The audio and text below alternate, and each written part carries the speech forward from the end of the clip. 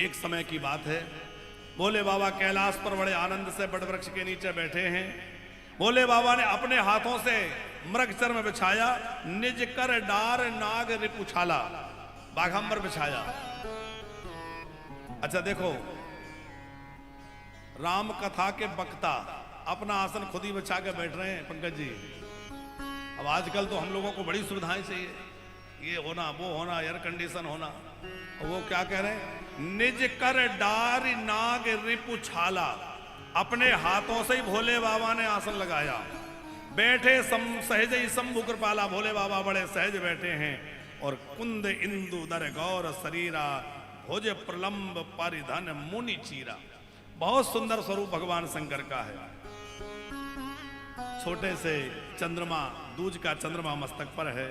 गौर वर्ण भगवान शंकर का है, लंबी लंबी भुजाएं हैं। परिधन मुनि चीरा, मुनियों के वस्त्र। व्यास को देखने में भी बढ़िया लगना चाहिए।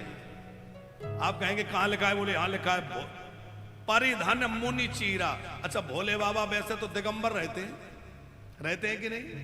ज्यादा हो तो बाघंबर पहन लेते हैं, लेकिन आज कथा सुनाने बैठे तो कैसे बैठे, परिधन मुनि चीरा। मुनि चीरा माने बलकल धारण करके, मुनियों के वस्त्र धारण करके बैठे हैं।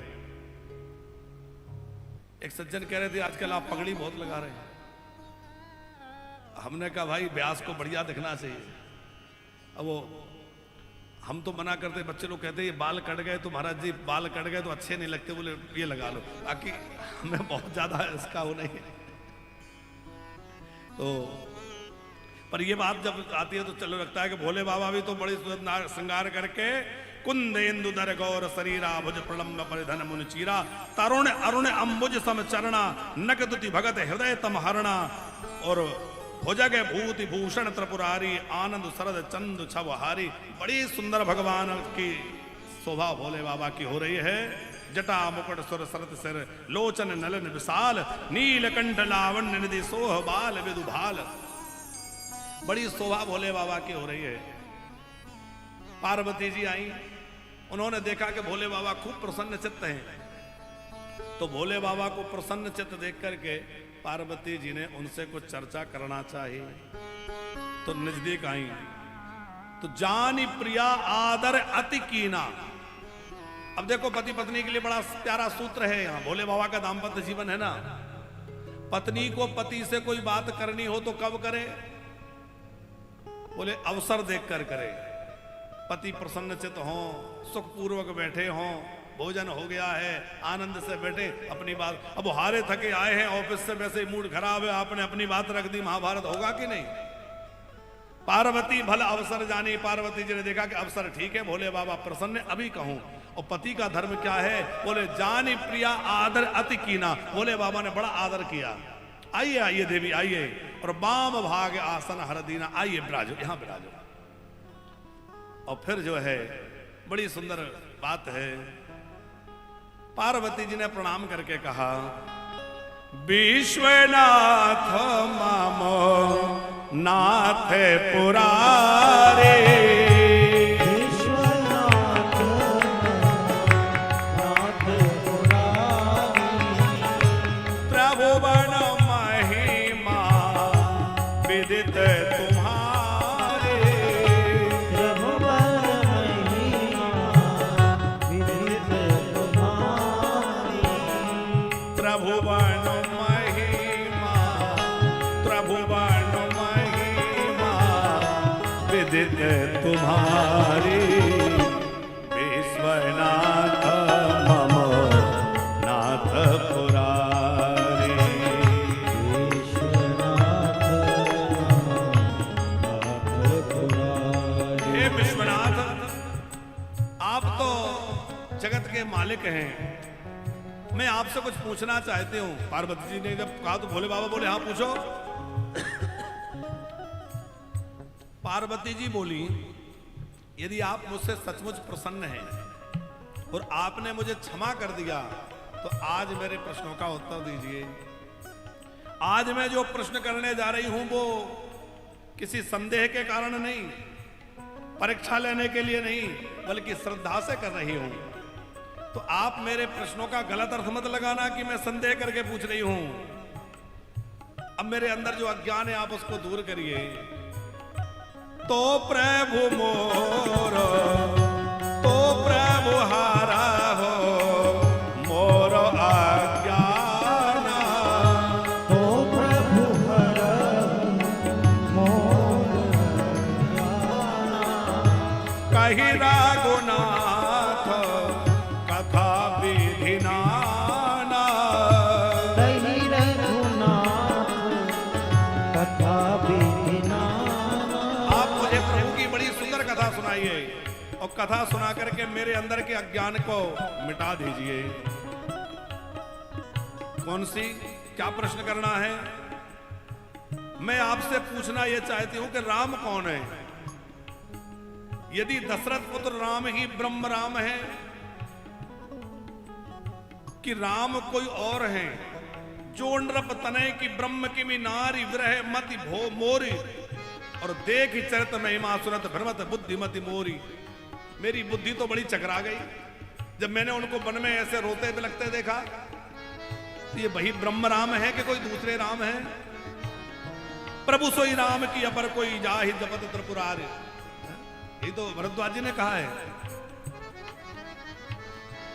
और यदि परब्रह्म राम ही दशरथ पुत्र राम है तो वह ऐसी नरलीला क्यों करते हैं? उसका क्या कारण है? आप मुझे कृपा करके कहिए।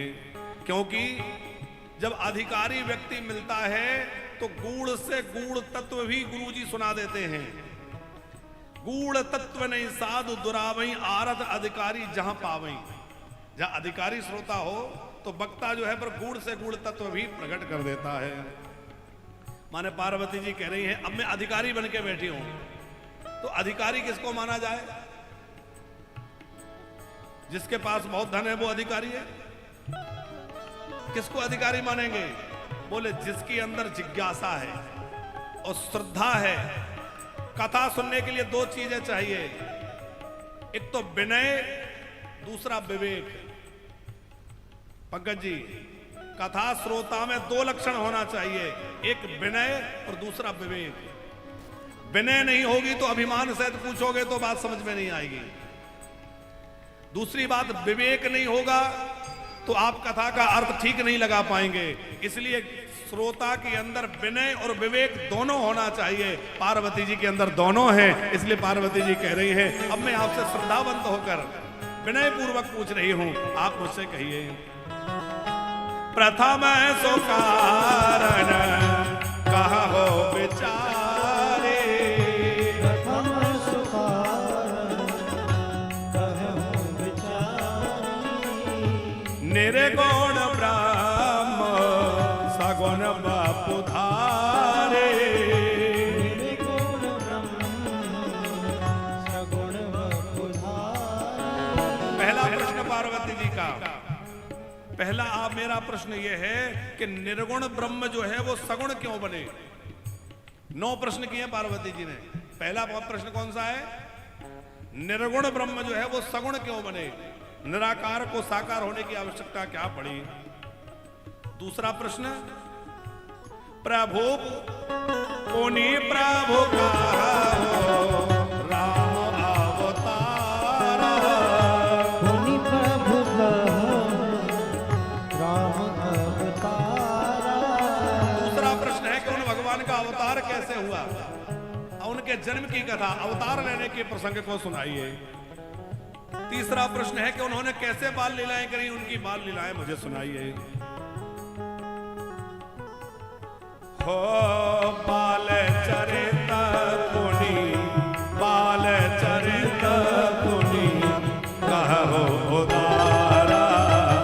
पुनि प्रभु का राम अवतार। पुनि प्रभु राम अवतार। चौथा मेरा प्रश्न है कि उनका विवाह कैसे हुआ? कहूं जथा जानकी विवाही। पांचवा प्रश्न है कि वो वन में क्यों गए? राज तजा सो दूषण काहि। छठवां प्रश्न है कि वन में रह करके उन्होंने कैसे कैसे चरित्र किए। वनवस कीन चरित्र कीन्हे चरित्र अपारा, वो कैसे चरित्र गए।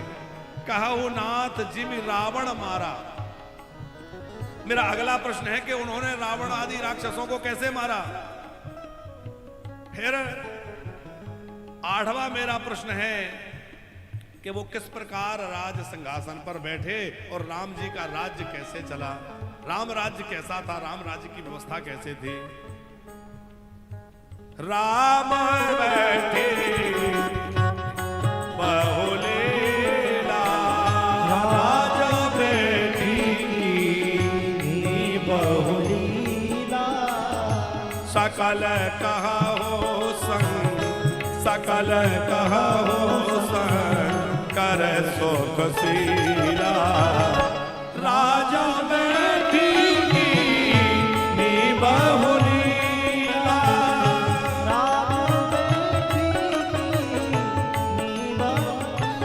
राज सिंहासन पर बैठकर क्या लीलाएं करी, कैसे राम राज्य हुआ, वो राम राज्य कैसा था वह कहिए।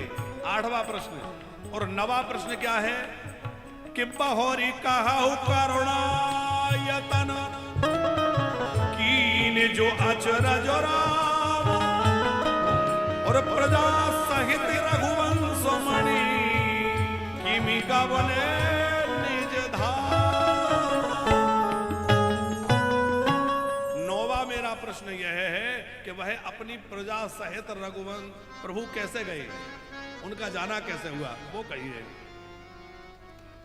ये पार्वती के सभी प्रश्न भोले बाबा को बड़े प्रिय लगे और आप कथा सुनेंगे सारे प्रश्नों का उत्तर क्रमशः भोले बाबा ने दिया, पर एक प्रश्न का उत्तर नहीं दिया। किसका?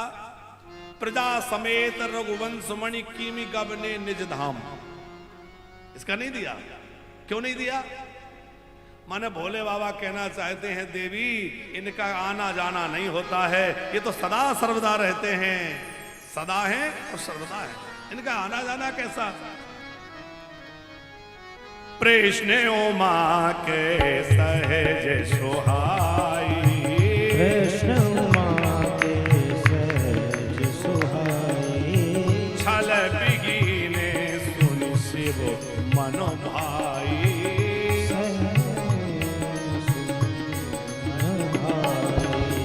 हरहि राम चरित सब आए, हरहि राम चरित सब आए, प्रेम पुलक लोचन जल छाए, प्रेम पुलक लोचन जल छाए, हरहि राम चरित सब आए, हरहि राम सब आए, प्रेम पुलक लोचन जल छाए। प्रेम पुलक लोचन जल छाए। अच्छा, जैसे ही पार्वती जी ने प्रश्न किया तो भगवान शंकर के हृदय में अनेक रामचरित्र प्रकट हो गए। हर ही रामचरित सब आए, सब आए माने अनेक रामचरित्र, राम जी के सारे चरित्र शिव जी के हृदय में प्रकट हो गए। इसलिए भोले बाबा ने कहा देवी तुमने बड़ी कृपा करी, मुझसे कथा पूछी। देखिए जो कथा पूछता है, कथा कहलवाता है, उसका बड़ा उपकार है। क्यों? कथा वक्ता बोलता बाद में है और उसके अंदर कथा पहले प्रकट हो जाती है कि नहीं? मुख में बाद में आएगी, हृदय में पहले आ जाएगी। जैसे भोले बाबा के हृदय में सारी राम कथा प्रकट हो गई। और जब कथा कोई डूब के कहता है तो वो केवल कथा कहता नहीं है। जैसे हम आए जब पंकज जी एक बात सुना रहे थे कि चरित्र केवल बोला नहीं जाता, वो चरित्र प्रकट हो जाता है। ऐसा लगता है कि वो घटना घट रही है, वो लीला बस चल रही है। और जो श्रेष्ठ वक्ता, हम लोग तो खैर वैसे ही हैं, पर जो अच्छे वक्ता होते हैं वो उस लीला का दर्शन करते करते कथा कहते हैं। कई बार ऐसी कथा भी महापुरुषों के द्वारा कही जाती है कि जो लिखी नहीं है। तो लिखी नहीं है तो कहां से कह दी? यद्यपि शास्त्र विरुद्ध या शास्त्र से अलग हटकर कुछ भी बोलना अपराध है। शास्त्र में जो लिखा है वही होना चाहिए। लेकिन जैसे गोस्वामी जी ने लिखा है क्वचित ने तो अभी कुछ अलग से, तो वो अलग से कहां से? तो बोले जो सुखदेव आदि कोटि के महापुरुष हैं कि हम आपकी बात नहीं कर रहे। हम सुखदेव जैसी कोटि के जो महापुरुष हैं वह जब कथा कहते हैं तो उनके हृदय में सब चरित्र प्रकट हो जाते हैं। तो वह चरित्र जो उनको लीला का दर्शन होता है वही उनके मुख से वर्णन होने लग जाता है। जो उन्हें दिख रहा है वो सब बोलने लग जाते हैं। विशंबर लाल जी, वो महर्षि वाल्मीकि जी ने एक जगह लिखा कि राम जी रावण से युद्ध करते करते एक बार 2 कदम पीछे हटे। तो हनुमान जी ने उस वाल्मीकि रामायण को पढ़ा, वो कहा कि इसमें लिखा है राम जी पीछे हटे, पर राम जी तो ऐसे हैं कि जो पैर आगे बढ़ा दिया वो पीछे कभी बढ़ता ही नहीं। तो राम जी पीछे कैसे हट सकते हैं? ये बात तो हम नहीं मानेंगे। अब वाल्मीकि जी बोले आप माने या ना माने, पर मैंने तो जो देखा वो लिख दिया, क्योंकि मैंने भी तो चरित्र देख के ही तो लिखा है, बिना देखे थोड़ी लिख दिया। हनुमान जी बोले आपने तो दूर से देखा है, मैं तो निकट में था और मैं साक्षी हूं कि राम ने जो पैर आगे रख दिया कभी पीछे नहीं हटाया। तो राम 2 पैर पीछे कैसे चले जाएंगे? प्रभु राम पीछे नहीं रख सकते। राम जी के पास गए, राम जी बोले ठीक लिखा है, एक बार मैंने 2 पैर पीछे हटाए थे। हनुमान जी बोले प्रभु ये क्या बात हुई, आप पीछे हट गए? अरे राम जी कभी पीछे हटते हैं? बोले नहीं, ऐसे पीछे नहीं हट गए, लड़ते लड़ते हम रावण और हम दोनों इतने निकट आ गए कि बाण के ऊपर प्रत्यंचा, वो धनुष के ऊपर प्रत्यंचा ही नहीं चढ़ रही थी। तो धनुष खींचने के लिए स्थान चाहिए कि नहीं? तो धनुष खींचने के लिए भी स्थान नहीं रहा था, इसलिए मैं थोड़ा पीछे हट गया और पीछे हट के धनुष को खींचा था। अब बताओ वाल्मीकि जी कहां बैठे थे, राम जी कहां थे? उन्होंने वहां वो लीला देख ली। तो महापुरुषों के हृदय में वो चरित्र प्रकट हो जाते हैं। संत नामदेव जी जिनकी कल हम चर्चा कर रहे थे, उन्होंने एक रामायण लिखी। तो उन्होंने एक जगह वर्णन किया कि लंका में जब हनुमान जी गए तो वहां श्वेत पुष्प खिले हुए थे। हनुमान जी को दिखाया, हनुमान जी बोले और तो सब ठीक है पर ये गलत है, क्योंकि मैं खुद गया था, मैंने देखा सफेद फूल नहीं थे, वहां लाल फूल खिले हुए थे। एकनाथ जी की कथा की बात। तो एकनाथ जी बोले कि नहीं नहीं, मैंने तो जो देखा है वो लिखा है। हनुमान जी को लगा कि हमने देखा है कि तुमने देखा है? अरे तुम तो कलयुग में अभी हो, और बात त्रेता की, हम गए थे वहां, हमने देखा है। दोनों में बात ठन गई। बोले जानकी मैया से पूछ लो, उनको पता है, वो वहां बहुत दिन रही हैं। जानकी जी बोली कि वहां तो नीले नीले फूल खिले थे। अब और तीसरी बात हो गई, बोले अब राम जी के पास चलो। राम जी बोले ना नीले फूल थे ना लाल फूल थे, ये ठीक कह रहे हैं एकनाथ जी कि वहां जो फूल खिले थे वो सफेद थे। हनुमान जी बोले प्रभु आप भी कभी कभी अपने भक्तों का बहुत पक्ष लेने लगते हैं। अरे हम लोग देखने वाले हम झूठे हैं और ये सही है? बोले नहीं नहीं, तुम झूठे नहीं हो। बात यह है कि तुम्हारे नेत्रों में क्रोध था, तो क्रोध के कारण तुम्हें सफेद फूल भी लाल नजर आ रहे थे। जानकी के नेत्रों में मैं बसा हुआ था और राम बसे थे, तो राम जी जैसे नीला नीले नीले हैं, उनको नीला नीला सब दिख रहा था, तो फूल नीले नीले दिखे। पर एकनाथ जी ने सही देखा तो उन्होंने लिख दिया। तो एकनाथ जी के सामने चरित्र प्रकट हुआ तब तो उन्होंने लिख दिया। तो हर ही रामचरित सब आए, भोले बाबा के हृदय में जैसे ही रामचरित्र आए तो भोले बाबा ध्यान में डूब गए। मगन ध्यान रस दंड जुगो पुनि मन बाहिर कीन, रघुपति चरित महेश तब हरस वर नहीं ली।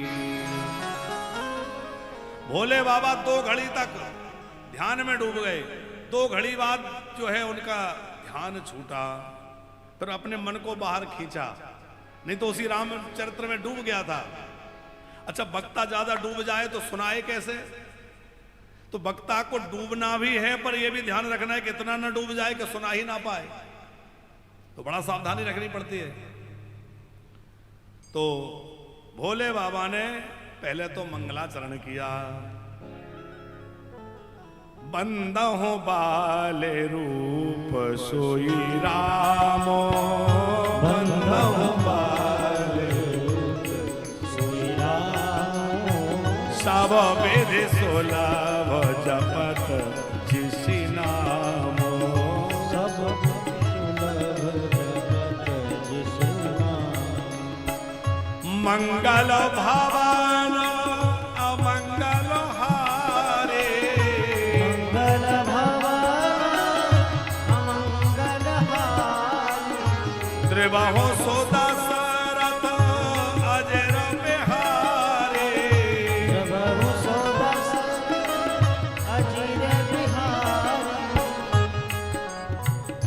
बंदा हो बाल रूप सोई राम। बंधन बाल रूप सोई राम। सब वेद 16 जपत जिसी नामो। सब सिद्धि सुलभ जपत जिसी नाम। भोले बाबा जो है आनंद में डूब करके अपने प्रभु का ध्यान कर रहे हैं। बड़ा सुंदर मंगलाचरण किया है। मंगल भवन अमंगल हारी। भगवान कैसे हैं? मंगल के घर हैं, अमंगल का हरण करने वाले हैं। अजर माने होता है आंगन। दशरथ जी के आंगन में विहार करने वाले प्रभु श्री राम को मैं प्रणाम करता हूं। मैंने बाल रूप राम जी को वंदन किया है। बंदा हो बाल रूप सोई राम हो। फिर कहा देवी तुम बड़ी धन्य हो। पार्वती जी ने कहा क्यों? क्योंकि तुमने कथा पूछी है और तुम्हारे कथा पूछने से ऐसी कथा गंगा प्रकट होगी जो सकल लोक जग पावनी गंगा, सब लोगों को पावन करने वाली गंगा प्रकट हो जाएगी। धन्य धन्य गिरिराज कुमारी तुम समान नहीं को उपकारी। पूछे रघुपति कथा प्रसंगा सकल लोक जग पावनी गंगा। अच्छा पार्वती जी ने भी सोचा पंकज जी कि हम दो बहनें, एक गंगा और एक मैं। गंगा पार्वती जी की बहन किस नाते से है माता जी? क्योंकि पार्वती भी हिमालय पुत्री हैं और गंगा भी हिमालय से निकलती हैं। इस नाते से दोनों बहनें बहनें हैं। और पार्वती जी ने सोचा कि एक बहन को तो भोले बाबा ने मस्तक पे बिठा रखा है और मुझे बगल में बिठाया है, तो इतना आदर मेरी बहन को क्यों मिल रहा है? क्योंकि ये लोक पावनी है। तो मेरी बहन तो लोक पावनी है, पर मैं ऐसी गंगा प्रकट करूंगी जो सकल लोक जग पावनी गंगा होगी, समस्त लोगों को पावन करने वाली होगी। गंगा जी की बड़ी विशेष महिमा है। पर गंगा जी में स्नान करना है तो गंगा जी जाना पड़ेगा कि नहीं? ऋषिकेश जाइए, हरिद्वार जाइए, प्रयागराज जाइए, काशी जाइए, कहीं ना कहीं गंगा जी जाना पड़ेगा। अब आप जो है नरसिंहपुर में रहने वाले सोचें कि यहां गंगा जी आ जाए तो आएंगे? वृंदावन में आ जाए नहीं आएंगे ना? हाँ नर्मदा जी तो है, नर्मदा जी तो खूब कृपा है। अभी हम भी भोपाल गए थे ना कथा करने, तो फिर हम भी नर्मदा स्नान करने गए और खूब नर्मदा मैया की कृपा से बहुत अच्छा स्नान हुआ बांद्रा भान में। और वहीं गौशाला, हमारे एक प्रेमी हैं भोपाल के ही गोस्वामी जी, उनकी गौशाला है, वहीं उन्होंने बढ़िया दाल टिक्कड़ प्रसाद बनाया, दाल बाटी, और वहीं प्रसादी हुई। अब नर्मदा मैया का स्नान हुआ, खूब बढ़िया आनंद रहा। पूज्य पिताजी भी पधारे थे, सब लोग गए थे। तो नर्मदा मैया की कृपा तो है ही है, पर हम ये कह रहे हैं कि गंगा जी में गोता लगाना है तो गंगा जी जाना पड़ेगा, गंगा जी घर नहीं आ जाएंगी। लेकिन राम कथा ऐसी गंगा है कि जो जहां चाहता है वहां जाकर के प्रकट हो जाती हैं और वहीं बहने लग जाती हैं। अभी वृंदावन में ये गंगा जी बह रही हैं और जाने कहां कहां बह रही हैं, हर जगह बह रही है कि नहीं? तो ये कथा गंगा जो है सब जगह पहुंच जाती है। देश में तो रहती है, विदेशों में पहुंच जाती है, बहते बहते कहीं भी पहुंच जाती है। श्रावण के महीना में हम लोग कैलाश में जाकर मानसरोवर में बैठ के कथा का आनंद लेंगे। कितनी तारीख से यात्रा है? 24 अगस्त, श्रावण मास। उस समय तो शिव कथा होगी, हम लोग शिव कथा का आनंद लेंगे। जो लोग भी कैलाश यात्रा में चलना चाहें तो वो हेलीकॉप्टर से यात्रा होगी, उसमें ज़्यादा चलना नहीं पड़ेगा। और सुगम यात्रा वाहन से जो सड़क मार्ग से होती है उसमें थोड़ी कठिनाई होती है, कुछ लोगों को चक्कर आते हैं, किसी को कुछ होता है, चूंकि अब वो दुर्गम तो है ही। पर हवाई यात्रा करने में बड़ी सुगमता रहती है। तो हवाई यात्रा में हेलीकॉप्टर से 24 अगस्त से 9 दिन की यात्रा रहेगी, जिसमें 3 दिन की कथा कैलाश सरोवर के पास ही होगी, वहीं मानसरोवर में। कुछ लोग परिक्रमा करेंगे कैलाश की और कुछ लोग कथा सुनेंगे। तो विशंबर लाल जी तो जा सकते हैं, अब किशन लाल जी की इच्छा तो बहुत है पर इनकी उम्र ज्यादा हो गई, तो शायद स्वास्थ्य की दृष्टि से आप चलेंगे। हाँ 78 वाले जा नहीं पाएंगे, क्योंकि अब वहां आपकी भी अधिक हो गई। अब समस्या यही हो रही, फोन तो कार्यालय में बहुत आ रहे हैं पंकज जी, पर सब 70 प्लस के आ रहे हैं। अब 70 प्लस शायद वहाँ की गवर्नमेंट, चाइना गवर्नमेंट अलाउ नहीं करती। तो जिन लोगों का स्वास्थ्य अनुकूल होगा और जो सरकारी नियम निर्देश के अनुसार उसमें आते होंगे। अच्छा, एक बात और हम कहते हैं कि तीर्थ यात्राएं भी व्यक्ति को बुढ़ापे की प्रतीक्षा नहीं करनी चाहिए, क्योंकि बुढ़ापे व्यक्ति पहले तो लगा रहता है अपने काम धंधे में, बिजनेस में, इसमें उसमें, कि चलो ये सब काम बुढ़ापे का है। पर अब इस बात को समझ लेना चाहिए कि तीर्थ करना भी बुढ़ापे का काम नहीं है। जब शरीर स्वस्थ रहे, हाथ पैरों में दम रहे, जेब में पैसा रहे, तभी तीर्थ यात्रा कर लेनी चाहिए। क्योंकि बुढ़ापे में शरीर काम नहीं करेगा, चल नहीं पाएंगे, उठ नहीं पाएंगे, श्वास भरेगी, श्वास फूलेगी, समस्याएं होंगी। तो जो लोग अभी उस अवस्था में हैं, उन्हें बुढ़ापे की प्रतीक्षा नहीं करनी चाहिए कि बुढ़ापे में यात्रा करेंगे। तो जो लोग चलने की पात्रता रखते हैं, माने उस उम्र में स्वास्थ्य में उनका जो फिटनेस ठीक है, वो लोग अपना तैयारी करें। बोले बाबा खूब प्रसन्न हुए, देवी तुमने बड़ी कृपा करी और तुम्हारे प्रश्नों से मैं बहुत प्रसन्न हूं, लेकिन देवी तुम्हारी एक बात मुझे अच्छी नहीं लगी। क्या अच्छी नहीं लगी? एक बात नहीं मोह सुहानी, यद्यपि मोह बस कहऊ भवानी। कौन सी बात अच्छी नहीं लगी? तुम जो कहा राम को आना, तुमने जो कहा कि वो राम अलग है, ये राम, अरे देवी कोई राम 10-5 थोड़ी होते हैं, राम तो एक ही हैं। पता है ऐसा कौन कहता है? कहा ही सुना ही अस अधम नर, ग्रसेज मोह पिशाच, और पाखंडी हरिपद विमुख जान ही झूठ न साच। जो पाखंडी हैं, जो भगवत भक्ति से विमुख हैं, और जो अधम लोग हैं, वह ऐसा कहते हैं। अच्छा, आप दर्पण देखने जाएं, दर्पण में अपना मुख देखें, दर्पण मैला हो तो मैले दर्पण में मुंह दिखेगा? दर्पण मैला हो तो मुख दिखेगा? क्या करना पड़ेगा? साफ करना पड़ेगा। हमारा मन रूपी दर्पण, मन हमारा दर्पण है, और मन रूपी दर्पण जब तक मैला रहेगा तब तक क्या भगवान रूपी प्रतिबिंब दिखेगा? आत्मा ही परमात्मा है, और वो आत्मा रूपी परमात्मा का प्रतिबिंब कब दिखेगा? जब मन रूपी दर्पण साफ होगा और हमारे नेत्र खुले होंगे। आंख बंद के करके खड़े हो जाओ तो भी नहीं दिखेगा। भोले बाबा फटकार लगाते हुए कह रहे हैं पार्वती जी से, मुकुर मलिन अरु नयन बीरा,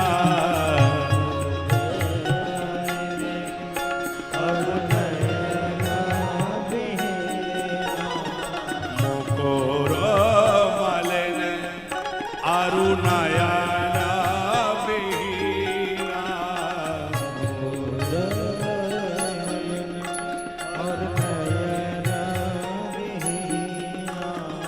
राम रूप देखहि कीमि दीना,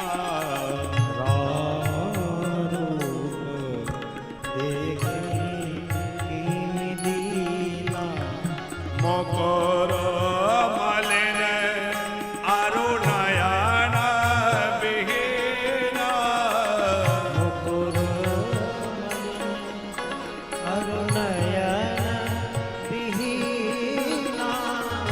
जिनका मन रूपी दर्पण मैला है और जिनके ज्ञान रूपी नेत्र बंद हैं, वह भगवान के स्वरूप को नहीं जान सकते। जिन्होंने कभी संत संग नहीं किया है, भगवान की कथा नहीं सुनी है, वो भगवान के तत्व को नहीं जान सकते हैं। जो गुरु चरणों में बैठ करके, संत चरणों में बैठकर भगवत चरित्रों का आश्रय लेते हैं, वही भगवत तत्व को जान सकते हैं।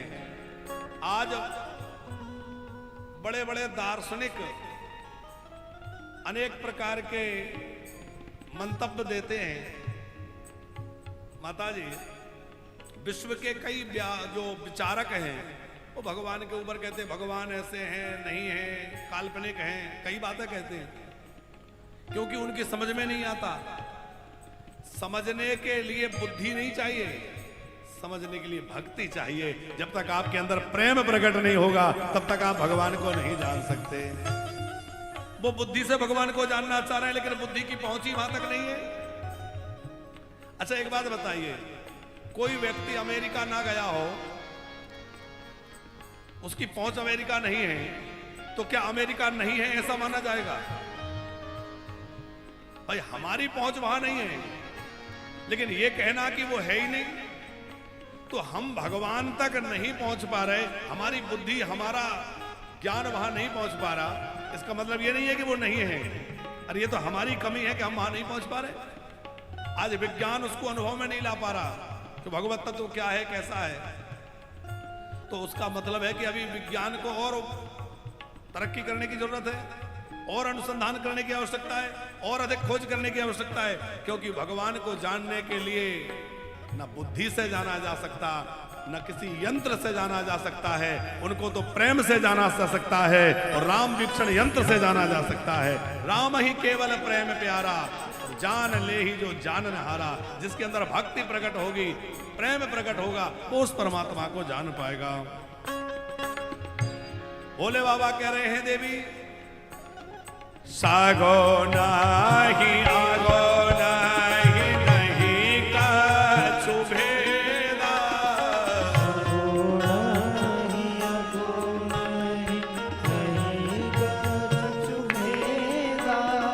गावहि मुनि पुराण बोध वेदा।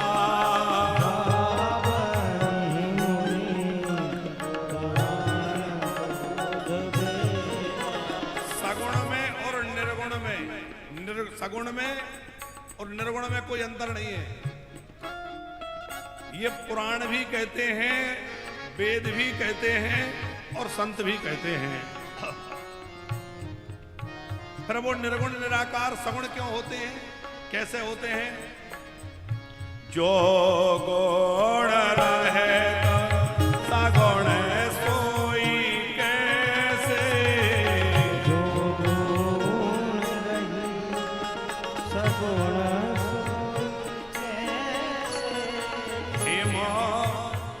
जल हेम ओपल बिलग नहीं जैसे,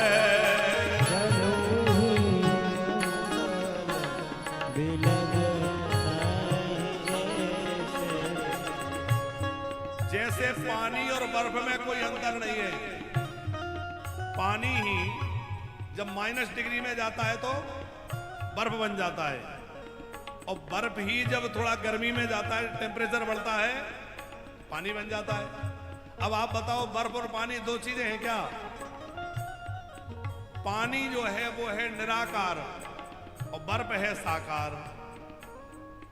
अच्छा, पानी ने बर्फ का जब आकार लिया तो किस रूप में आकार लिया? जैसे बर्तन में रखा था, लोटे में भरा पानी रखा था तो बर्फ जो बनेगा वो लोटे की तरह होगा, कटोरी में होगा तो कटोरी जैसा होगा। तो जैसा पात्र होगा वैसा बर्फ बन जाएगा। उसी प्रकार जो निर्गुण है वो सगुण कब बनता है? जब भक्त की भावना प्रकट होती है, और जैसी भक्त की भावना होती है भगवान वैसा रूप बनाकर आ जाते हैं, जैसा भक्त चाहता भगवान वैसा रूप बना लेते हैं। राम सच्चिदानंद दिनेशा, राम सच्चिदानंद दिनेशा, नहीं ताह मोह निसाला बलेसा,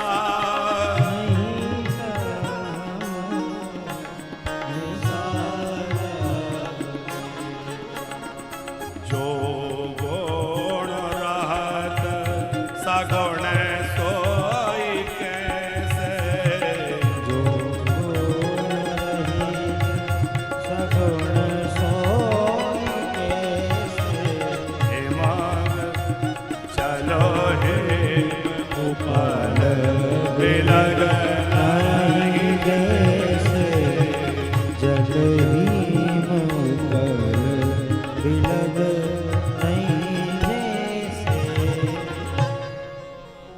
राम जी सच्चिदानंद हैं। वहां ना कोई मोह है ना कोई अंधकार है, नहीं तहा मोह निशा लबलेसा, राम जी परब्रह्म हैं। पर बार बार अवतार क्यों लेते हैं फिर जब वह निराकार है, निर्गुण है? बोले जिसने हरि गुण,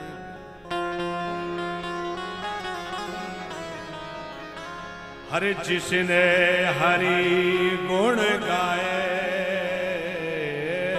जिसने हरि गुण गाए, जिसने प्रभु गुण गाए,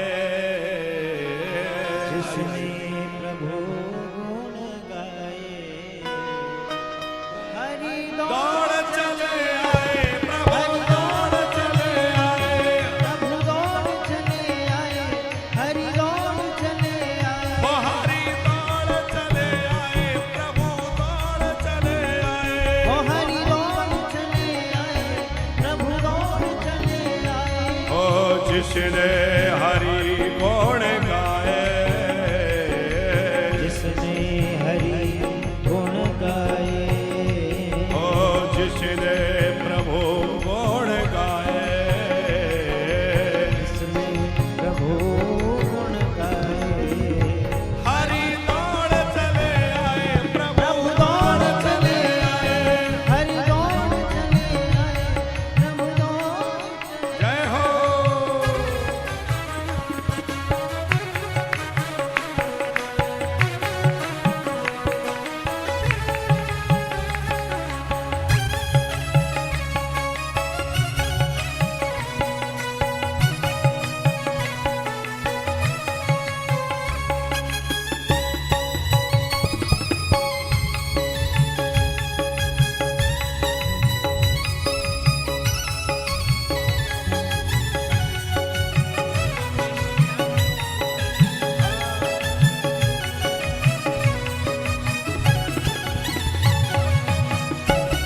जय हो।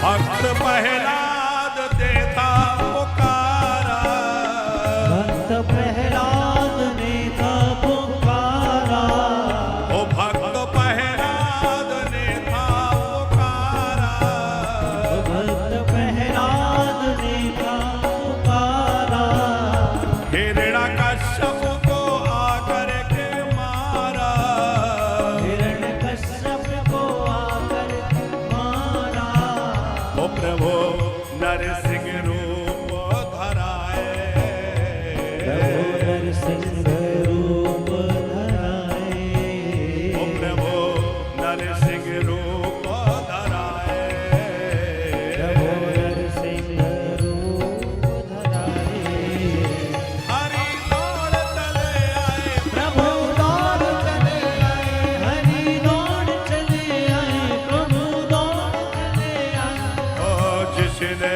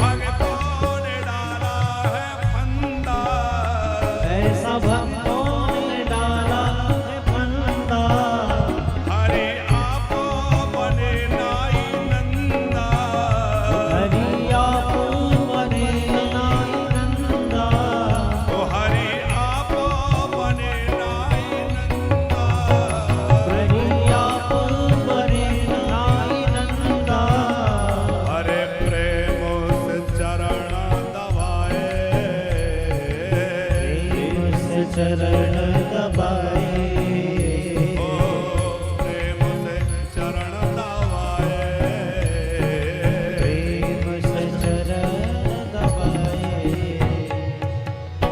हरि दौड़े चले आए प्रभु दौड़ चले आए हरि दौड़ चले आए प्रभु दौड़ चले आए ओ हरि दौड़े चले आए प्रभु दौड़े चले आए हरि दौड़े चले आए प्रभु दौड़े चले आए हरि दौड़ चले आए प्रभु दौड़ चले आए जय राधे राधे जय राधे राधे जय राधे राधे जय राधे राधे जय राधे राधे जय राधे राधे जय राधे राधे जय राधे राधे जय राधे राधे जय राधे राधे जय राधे राधे जय श्यामा प्यारी हरिदास दुलारी हरिदास दुलारी जय श्यामा प्यारी जय राधे राधे ओ जय राधे राधे ओ जय राधे राधे जय राधे राधे हरि बोल हरि बोल हरि बोल हरि बोल हरि बोल हरि बोल हरि बोल हरि बोल हरि बोल हरि बोल हरि बोल हरि बोल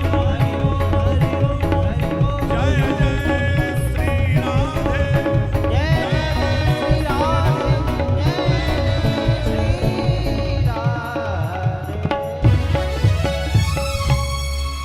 ओ हरि दौड़े चले आए प्रभु दौड़े चले आए हरि दौड़